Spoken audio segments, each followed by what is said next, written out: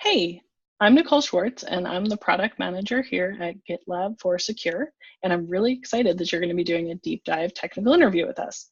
I wanted to make sure that you knew why this interview was actually relevant to the PM responsibilities that we have here at GitLab. So you as a PM are going to be responsible for a lot of different things, and we wanted to make sure that this interview allows you to have the terms that you're going to need to be able to demonstrate your capabilities of thinking big and thinking small. So we're going to explain the flow, the goals, as well as the expectations for your take-home assignment after the interview. Jeremy, do you want to explain what PMs actually do here? Yeah, absolutely. Thanks a lot, Nicole. So I'm Jeremy. I'm a product manager here at GitLab, and I've been with GitLab for about a year and a half or so on the managed stage of the DevOps lifecycle here. I think the best way of getting like a feel for the product manager role at GitLab is really on the product manager page itself. It talks a little bit about the role and some of the responsibilities that you have. Among these are really about like driving the product in the right direction, creating a really compelling vision, taking an active role in defining the future of the product category that kind of like you're responsible for, and really executing and managing the product lifecycle kind of end to end, like as you kind of iterate and take steps towards that vision. So really, like why the deep dive is so important is because, you know, a lot of product managers may have had the ability to kind of do these elsewhere or previous roles, but you know, it's being at GitLab is very unique. Like we have this remote, highly transparent working environment, and we really want to see kind of how those skills around creating a vision, creating like an iterative small step that kind of brings your vision to life, kind of translate over into this working environment, and you know, allow and how folks kind of create these written artifacts and kind of communicate asynchronously, since that's just such a big part of our culture working at GitLab. So, you know, that is kind of what the deep dive is really all about. It's about testing both of those skills, both around creating a vision and writing and communicating that very well, and creating like a very first step, a very small piece, and what we generally like to call the MVC, or minimum viable change, that like is the very, very first small step towards creating that vision. So that's kind of really why, you know, the deep dive is important. And you know, the purpose of the deep dive is not to test deep technical knowledge about GitLab, the application, but really it's about testing how you communicate, how you think, and then how well you're able to articulate those thoughts kind of in the form of issues.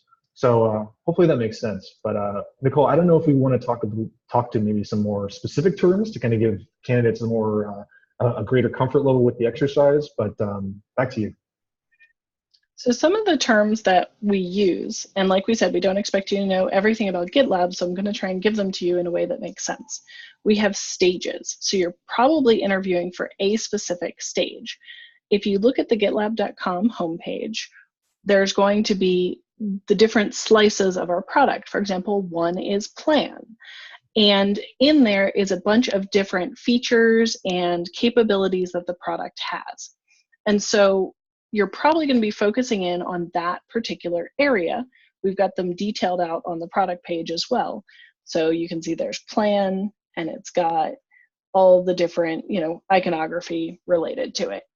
And so whenever we talk about a feature or a category, that's going to be related to the stage. And the stage is kind of the overall part of this DevOps flow that is categorically combined. So for example, another one's going to be the, you know, CI/CD, and that's got verify. So verify is everything related to verification of your code. And so if there's a feature related to that, the feature vision or any other vision that you write is going to be under that umbrella. So the next thing that probably you're going to need to know is that within each stage, there's going to be a subgroup. So you may actually be interviewing for a group under there. So in Secure, my group, there's 3 subgroups. And so the stage is all about security, and we've got defend, we've got scan, and we've got composition. And so we each have a specialization inside of Secure. Now, you don't need to know all of our different stages. You just need to know that it's a big bucket, and you're going to be looking at perhaps a little bucket inside of there. The next thing is that the deep dive is going to have a particular topic. There's going to be a couple of recommendations in there, so read through. And they're probably going to be related to, but not necessarily related to, the stage in which you're interviewing. So you can work with the person doing your deep dive interview to talk a little bit about each one of them and decide which one you're most comfortable with. Because again, you're just trying to demonstrate your knowledge of being able to set a vision and then break it down into a tiny MVC piece. So during the deep dive, you're going to start with an introduction. The person doing the deep dive will tell you a little bit about themselves, what they do, and they're going to ask you to kind of give a quick intro, like your elevator pitch about yourself. Next, you can ask any questions about this document that you had to read, or anything in this video that was unclear. It'll give you a chance to clarify if there were some terms that weren't defined, or what really is an MVC? Is this an MVC or is that an MVC? And next, you're going to get to go ahead and pick a topic out of the list. Once you pick that topic, you're going to both be looking at this document, and you can feel free to take some notes. The interviewer will definitely be taking some notes. You can also toss some clarification in there, or at least watch while they're taking notes to maybe point out if something was unclear. Why this is important is this is something we regularly do at GitLab. Because we have meetings with lots of people, we're all taking notes together real time. I'm sure you've been in an office where notes don't actually get taken. We make sure it happens by every meeting having one of these. So this is actually practice to see how well you respond in that environment. So you're going to kick around the think big idea for a little bit on whatever topic that is.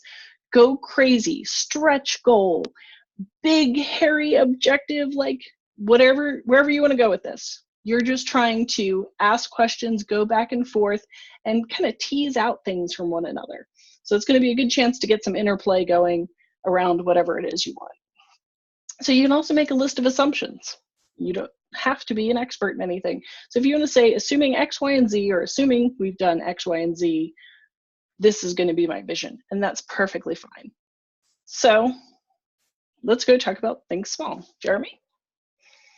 Thanks a lot. I think that's such a great overview, Nicole. And like the way that I think about both of these issues is, the vision and the think big. It's really the same way that we kind of think about our audience at GitLab, which is, for anyone internally at GitLab, also for our audience and for our users to kind of absorb and understand our vision. When we get to the think small portion of it, we actually want to create this at such a level in which we can almost give this to an engineer and allow them to have something implementable right away. And think small is really about what I mentioned before, which is the first step that we can take in order that is connected to making our vision a reality. I think the questions around think small are around what can we do in 3 months? What can we do in 1 month? What can we do this week with a single engineer to kind of get this on the right path? Because iteration is a huge part of GitLab's values. And like I mentioned, creating that MVC, that minimum viable change, in order to bring our visions to life is something we practice on a daily basis. So that is kind of the focus of like the think small, which is taking this larger conversation that we've had about the vision and the user experience that we're trying to create, and then thinking about what is the smallest thing that we could ship in order to bring that to life.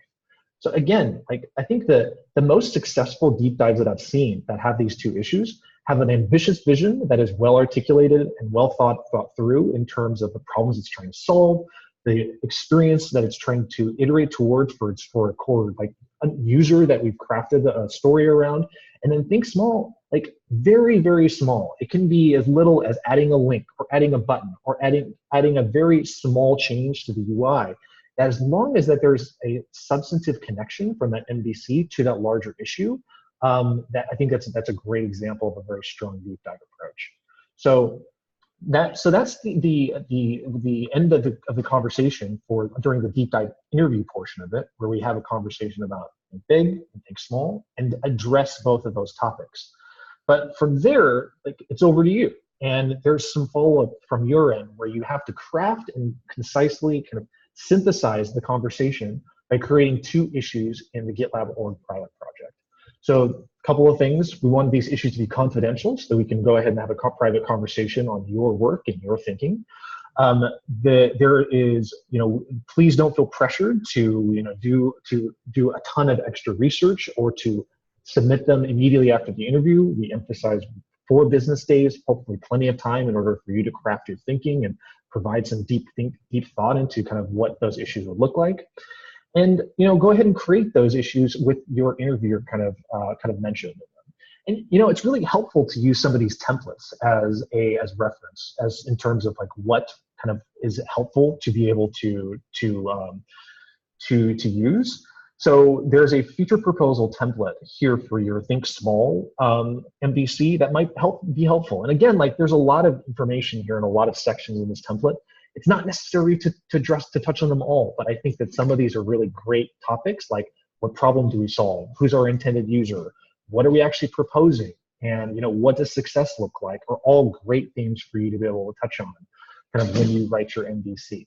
Same thing for category vision templates, which are generally templates that are related to category visions that we address on our product page. I'll go ahead and find an example of this for you to understand kind of what kind of material is appropriate. And I'll take something like the Web IDE vision, for instance, which talks through introduction, overview, kind of like how mature this is, what's next, and why. Again, like the purpose is not to duplicate like exactly the depth and detail that's required, but to simply think through some of these questions when you're creating that and articulating your vision. And overall, like I think that as long as you create both of those visions, actually articulate and communicate what it is you're thinking, and have like a great two-way collaborative conversation with your interviewer during the course of the interview. I think those are all recipes and elements, ingredients to a great deep dive. So hopefully that all makes sense. I think a thing that you may want to remember is you've got access to this document where everyone was taking notes during the interview process, so you can refer to that. And you can also reference our handbook. We've got stuff on our products, we've got stuff on our features, and we even just have in general what the PMs need to aim to accomplish. And so you can read about what, as a product organization here, our main goals are, and that can help inform how you're going to answer those templates. And those are templates we actually use in our day-to-day jobs. So we haven't made this up just for you. You're doing the same process that we do, and that's why this is an important part of the interview process, is to find out how you're going to work in this asynchronous flow where written communication and really taking everything that you've assumed and is in your head and getting that written down for the engineers you're going to be working with is super important. Hopefully this is a good introduction for you to feel a little bit more confident coming into this deep dive interview about why we're doing it this way and what we're really looking for from you. Awesome. Thanks a lot, Nicole. Thanks.